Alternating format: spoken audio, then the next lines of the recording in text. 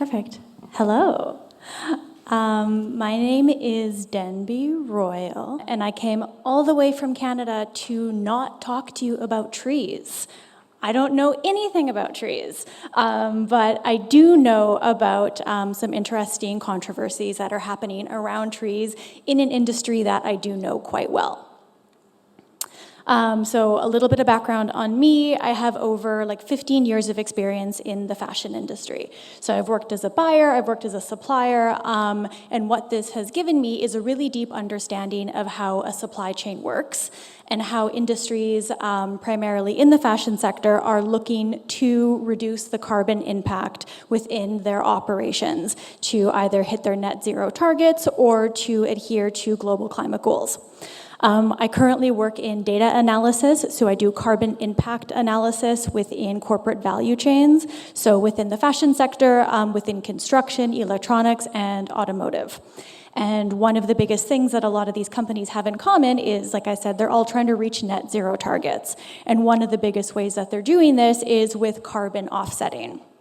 And that's what I want to talk to you about is the problems that have been recently coming up about the lack of standardization and the manipulation and the falsifications within carbon offsetting in corporations. So to kind of understand a little bit what we're talking about, we need to know what carbon offsets actually are. So carbon offsets have widely been popular methods for companies like I said, in fashion, oil and gas banks, and other resource-depleting corporations to compensate for their emissions by purchasing carbon credits from products that claim to reduce or remove carbon dioxide from the atmosphere. And for years, studies have been saying that these systems don't work. And very recently, what I want to talk to you about today are the revelations that were highlighted in a recent investigation by The Guardian, Die Zeit, and Source Material exposing the rampant falsehoods around the carbon offsetting industry. So, to kind of understand the scandal, we need to talk a little bit about how offsets are actually sold. So in this sense, offsets are sold on voluntary carbon markets as opposed to regulatory and compliance-based markets. So these are markets where companies can make the choice of how many carbons they want to buy, where they want to put them, the cost for them, and where they go from there. So, and many of these credits are sold or traded by brokers, verifiers, and used for tree planting initiatives. And since we're here talking about trees, you know that planting trees is a pretty good way to reduce carbon emissions. So the exchange of offsets takes place through international brokers, such as one that I'm going to highlight today called Verra. So they're one of the key players in the industry and one of the most utilized brokers and the ones that are in a considerable amount of trouble. So what they do is they facilitate the trading verification of offset credits, playing a pivotal role in connecting parties engaged in offset transactions. So I'll kind of briefly run through these steps. So it starts with the buyers of CO2 certificates. These companies are from multiple sectors like Volkswagen, Gucci, or Disney, Kit Kat, what have you. Everybody and every corporation right now is trying to find a way to offset what their emissions are going to be. So the buyers purchase these CO2 credits from the dealers, which are mostly startups or consulting firms. And then they arrange and sell the certificates, and they tend to earn quite a bit of money from this process. Next, there are the project operators, and they're the ones who ensure that the certificates come onto the market. These project operators also financially benefit considerably from their roles. So once the certificates are issued, the purchasing companies are free to use the credits in an unregulated capacity to claim carbon neutrality. And that's where the biggest controversy here is once the credits themselves are verified, there's nothing to verify the then verified credits. So once a company actually has them, they're really free to do whatever they want with them. So an important note here is that the certifiers are the ones that do decide how many certificates or projects can count towards. And in 3 out of the 4 cases worldwide, this task was carried out by Verra. So why is carbon used as an industry standard for measurement?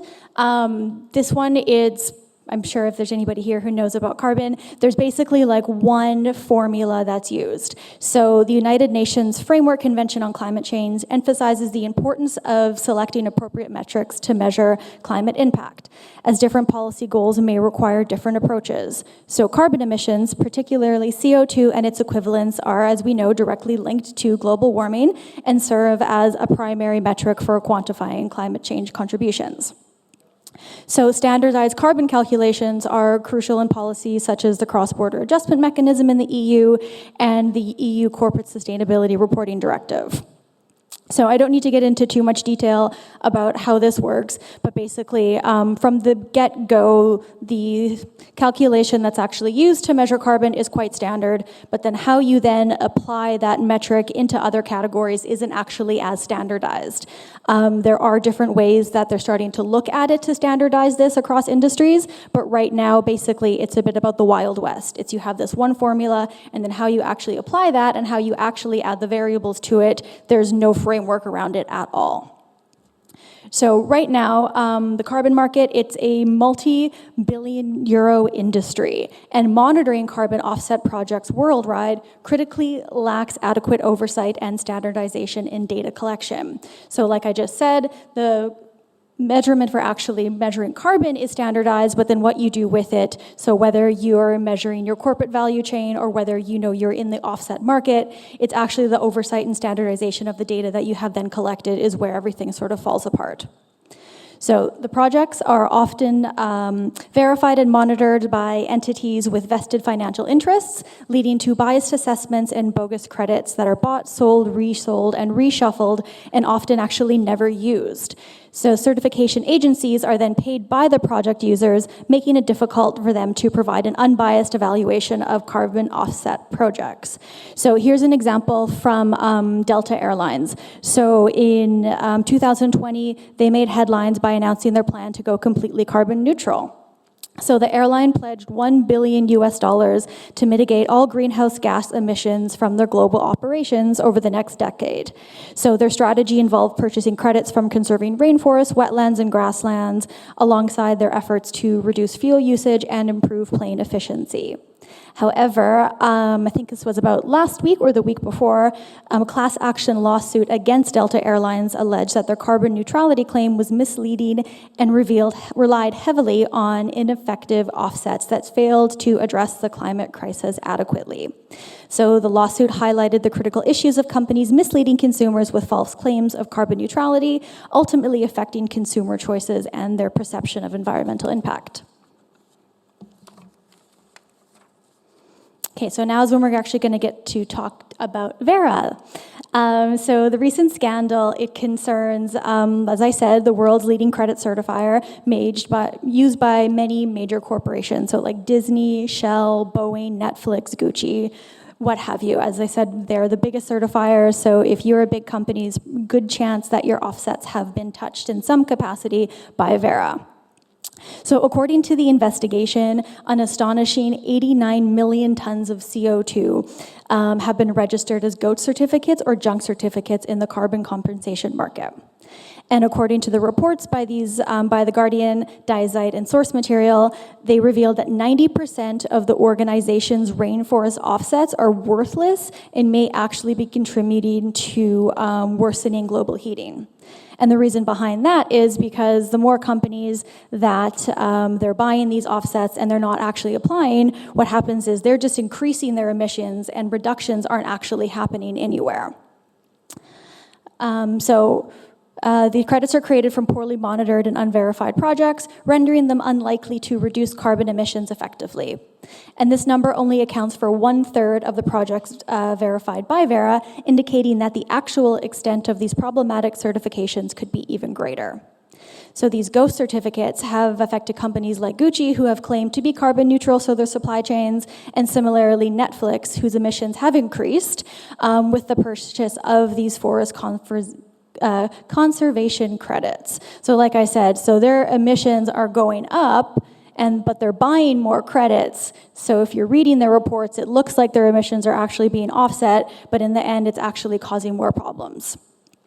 So the investigation found that Verra has created really a system of like absolute manipulation. So baseline scenarios of forest loss in Verra's projects were found to be overestimated by about 400%, with the average inflation of about 950% when excluding projects, 3 projects in Madagascar that actually demonstrated positive outcomes. And a consequence of all of this is that on May 23rd, the CEO of Verra finally resigned. So to give you the back date on all of this started coming out, I want to say like 3-4 months ago, I think, when the initial investigation was released. So the next one. So we have Verra, who does the verifications, but who verifies the verifiers? So recently I spoke to someone named Elias Erez, and what I want to call him, he's like the Edward Snowden of carbon offsets. A lot of the stuff that he told me, I actually can't even repeat to you because he's, protecting himself legally from what he has to say because it is so explosive. So until recently, Elias, a remote sensing scientist, worked for a San Francisco startup that provided companies with certificates from forest conservation projects. And Verra was the company that hired his startup to do a lot of these accreditations. So like I said, he's one of the few people within the industry that actually wants to talk about the downside of offsetting, and that's why I wanted to talk to him. So according to him, while recalculating the project's data, it became clear that Verra had really created a system in which there was absolute manipulation. And then kind of just to directly quote him from our conversation, there were ethical problems and rampant conflicts of interests, which were the primary reasons I was upset and needed to come forward with the findings of my work. At one point, I reviewed over 150 carbon projects set to be made public. But according to the revisions that Verra hired us to do, we had a rejection rate of 75%. That's a pretty outstanding number. This high rejection rate meant that most of the issued credits were doing absolutely nothing to sequester carbon. And so just because they said that there's 75% of these credits weren't good doesn't mean that Verra still didn't sell the credits. And one of the most alarming statements from him as well is that, it's not just that these offsetting projects aren't real, it's that there's real acts of colonialism and human rights violations in many of these rainforest projects. In some of these projects, there have been instances in which the project developers are hiring commando teams to get consent from communities. So are there any solutions to this? We've presented a whole ton of problems, but what can we possibly do next? So the offsetting market, it's still a relatively new industry, and it's still snowballing, and it's still in high demand. So what Elias told me, it's an industry where everyone is looking to make a quick buck out of it. There's no regulation, so it's very easy to start a new project and tailor it to make everybody happy. If the project is not certified, whether it's low quality or bogus, you can still sell the cheap offsets, and the big companies buy them, claiming carbon neutrality, all for a very low cost. But there are efforts underway to actually address these concerns surrounding the methodologies used in assessing carbon reductions and the effectiveness of the offset projects. So the EU, for example, in their recently proposed directive on green claims, recognized the need for greater transparency and accuracy and consistency in the methodology supporting offsets. So only when the agreed upon data collection and neutral verification standards exist, while the carbon offsetting industry still remains largely unaccountable. So directly from the directive, climate-related claims that have been shown to be particularly prone to being unclear and ambiguous and to mislead consumers, amounting to greenwashing. This relates notably to environmental claims that products or entities that are climate neutral, carbon neutral, 100% CO2 compensated or similar. Such statements are often based on offsetting of GHG emissions through carbon credits generated outside of a company's value chain. So what this means is that companies that are actually using these credits are going to have to start verifying where this is coming from and that if this is actually offsetting their emissions or actually contributing to the environmental projects that it claims to. So the negative publicity surrounding, let me flip my slide, there we go. The negative publicity surrounding carbon offset projects can have significant implications, especially considering that companies rely on these projects for their net zero strategies. The danger lies in companies using the scandal as an excuse to backtrack on their net zero commitments instead of actively investigating in verifiable offset projects or taking tangible steps to reduce their emissions within their supply chains. So companies must focus on measurable ways to decrease their emissions while they have a direct impact rather than relying solely on offsetting. So basically like actually taking responsibility for what emissions are being released within your corporate value chain, or actually taking accountability for any rainforest or reforestation projects that they actually do contribute to. So while carbon offsetting has the potential to work effectively, the current scandal and manipulation of systems has raised serious doubts and credibility about the industry.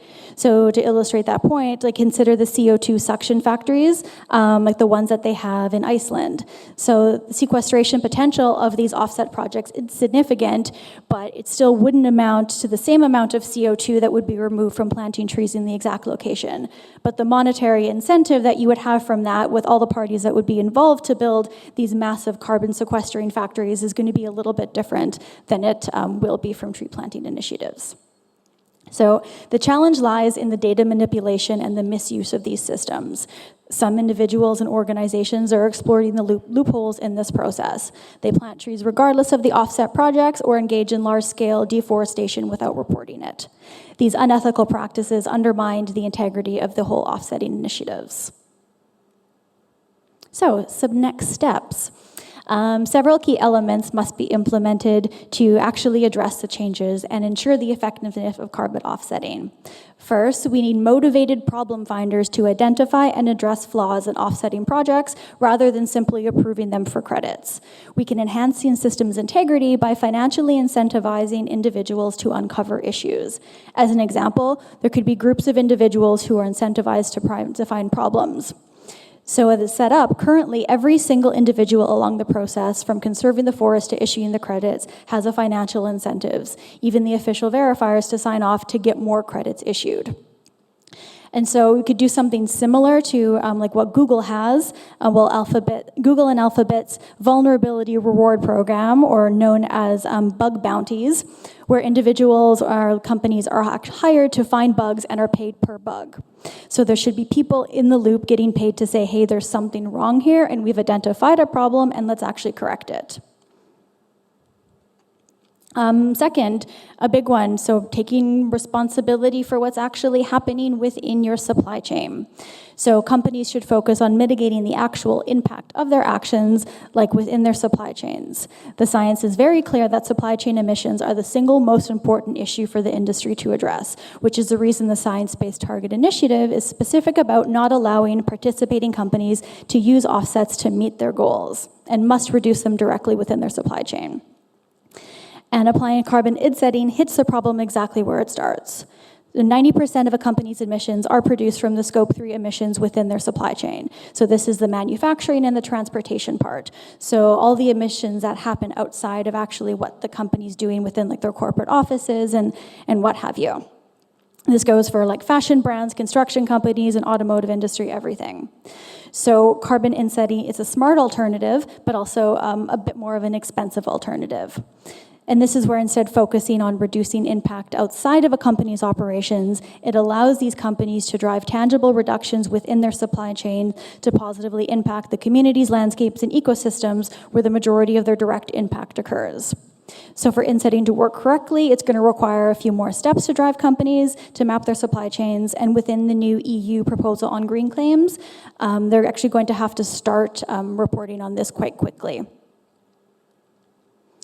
Third, which I can't believe I actually have to say this, but this should probably be based on peer review and scientific rigor. All carbon offset products should undergo peer revision and rely on scientifically driven assessments. Instead of projects using their own data and claims, a globally accepted and publicly accessible reference should be used, so similar to even just publishing a paper in Nature with standardized mapping. Because right now, all the verifiers themselves are using their own maps to verify their own projects.